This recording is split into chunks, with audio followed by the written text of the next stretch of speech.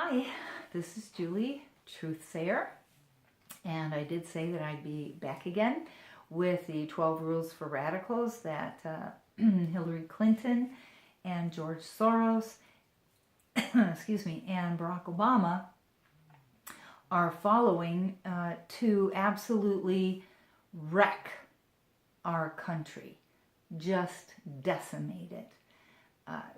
And they want to do that, of course, to institute this one world government. You can call them globalists, Bilderbergs,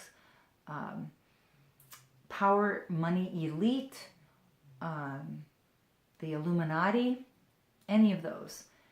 That's who Hillary Clinton, Barack Obama, and George Soros are serving. And that's who George W. Bush and George H.W. Bush and Jeb Bush are serving. It spans party lines. It crosses party lines. Any of the people in our government who want the power money elite to be the rulers without even any considering us at all, that's what you would call them. And they're in the Republican Party. Those are the Republicans in the Republican Party who don't want to vote for Donald Trump. That's why they don't want to vote for Donald Trump. Not that he's crazy, not that he's power hungry, not that he is deficient in any way. Not that they're afraid he'll press the button. Those are just excuses. Those are things they're feeding the uninformed in this country because they have to have some excuse not to want him in when he's standing for all of the values and beauty and joy and discipline and light, God's holy light that we used to have in this country. That's what Donald Trump stands for, and that's what they don't want. They want total domination. You see how we are being coerced by bullying or by just not even listening to us into a country that we wouldn't want for a million years to be our country. But that's what they're giving us because they have to have us corralled into fearful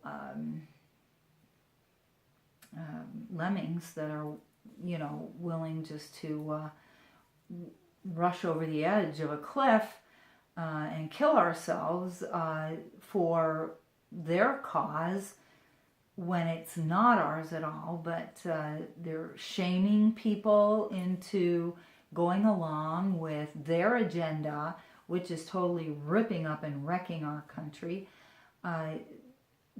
from fear or shame or whatever, or bullying, just to get us to do whatever they want. And it's their agenda because they want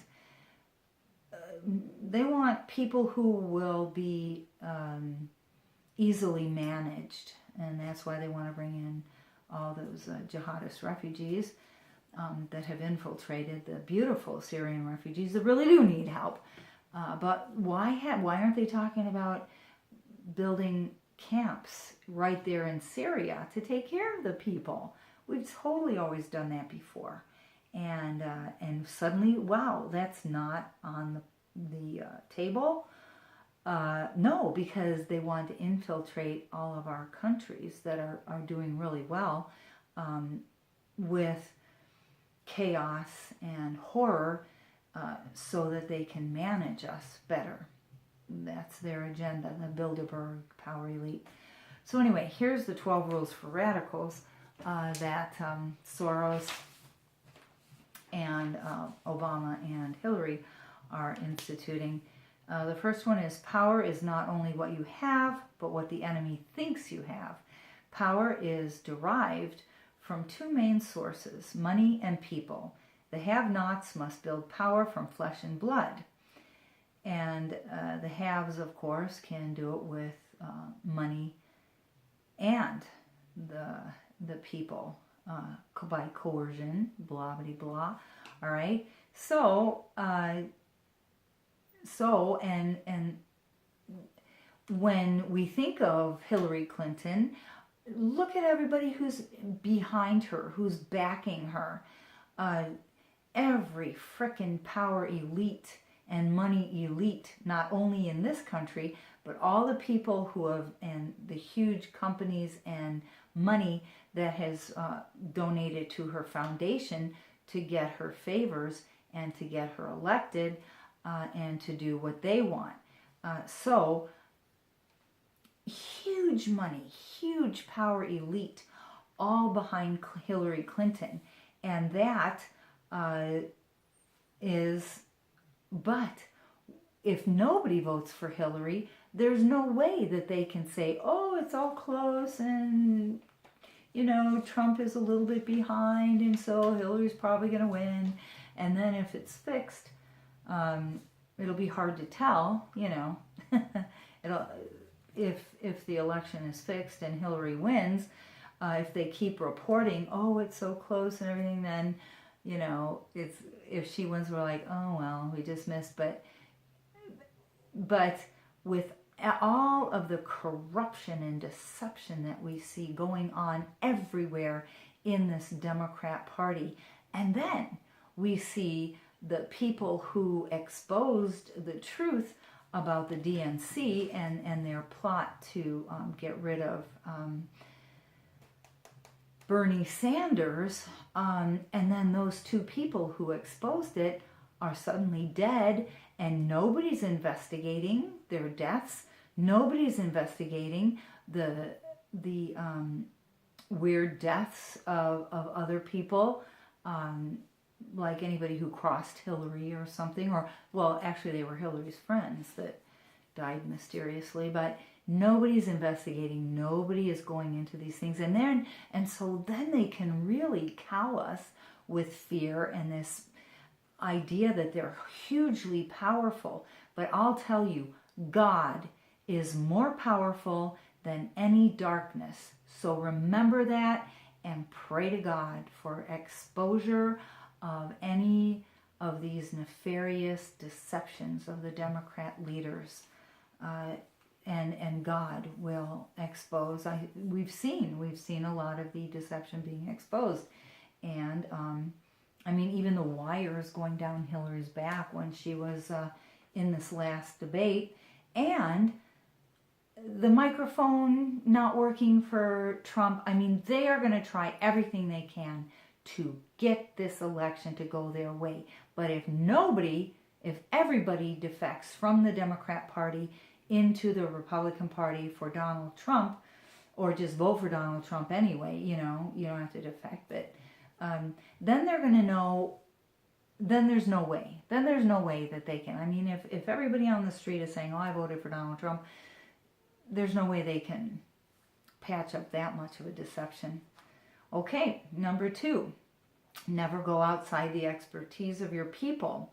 So they know that the people that they have working for them are angry, lost people without any anchor in any kind of a spiritual foundation, so that they'll do anything, and that's who they get to do all of the violence and angry activities that they have going on in our country to totally cow us or to confuse us or to, well, here, we'll go on with these rules and you'll see more.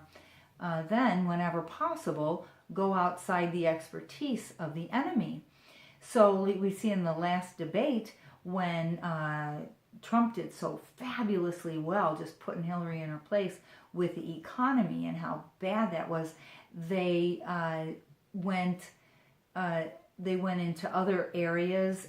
The moderator immediately shifted and went into other areas where he wasn't as well versed, and they're all in cahoots. They're all together, so they don't mind.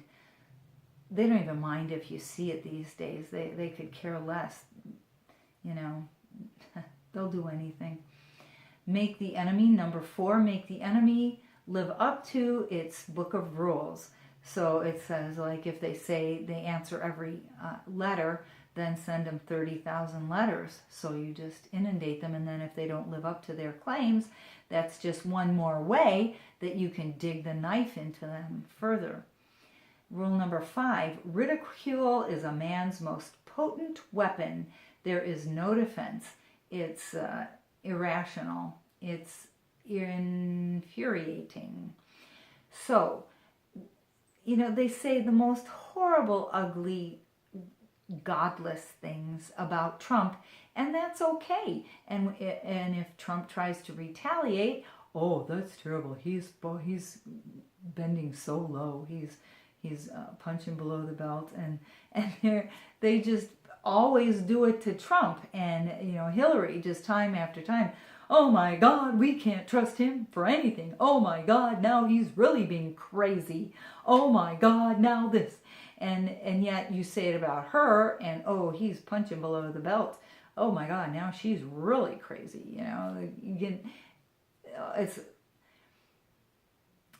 they will say anything and do anything this election because it's so important with the possibly four Supreme Court justices, and how suspicious that Scalia is gone.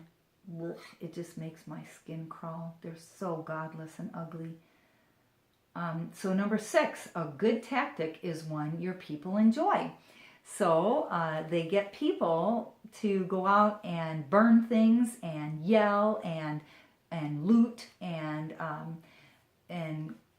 cause all kinds of violent horror in our country because these people love it.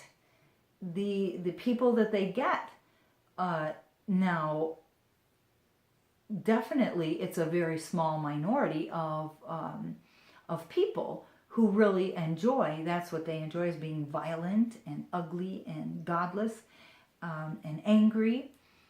But if you enjoy it, they're going to have you, then you'll want to do it over and over again, and you won't even have to be paid. So that's what they are looking for. Number 7, a tactic that drags on too long becomes a drag. So they keep changing all their tactics over, this new, that new, this new, that new. And so the Republican Party, who is their number one enemy, reels they just get used to one thing and get it figured out and dealt with, and then something else happens, or before it's even resolved, the first one, there's something else and then something else. So you just keep them running all the time. And Donald Trump too. Let's see, number 8, keep the pressure on, never let up. Keep trying new things to keep the opposition off balance. Attack, attack, attack from all sides, never giving the reeling organization a chance to rest. And we just see that they, every day it's something new, some new nefarious, godless thing that they've thought up to just kill our civilization with.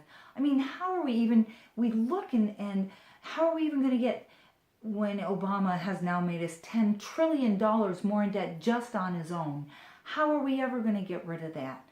It's like hopeless and helpless and ugly and depressing and horrifying, and yet there's more and more and more and more and more.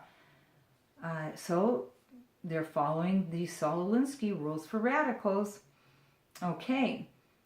Number 9, the threat is usually more terrifying than the thing itself. And we see that. The fear is built up, and then we're like crazy with fear, and our imaginations run wild. Number 10, if you push a negative hard enough, it will pass through to a positive. And that's the thing. Like this violence, they keep saying it's because it's necessary in order to right some wrongs. And it seems right, but then we shouldn't have to have all this violence and killing, at all.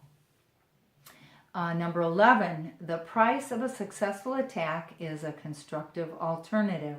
So they have been meeting with people, but they get their own way that way then, see? Then pick the target, freeze it, personalize it, and polarize it. Cut it off from support. And that's rule number 12. And you see them doing that with everything, especially Trump. Let's fight back and do it to them. Thank you. God bless.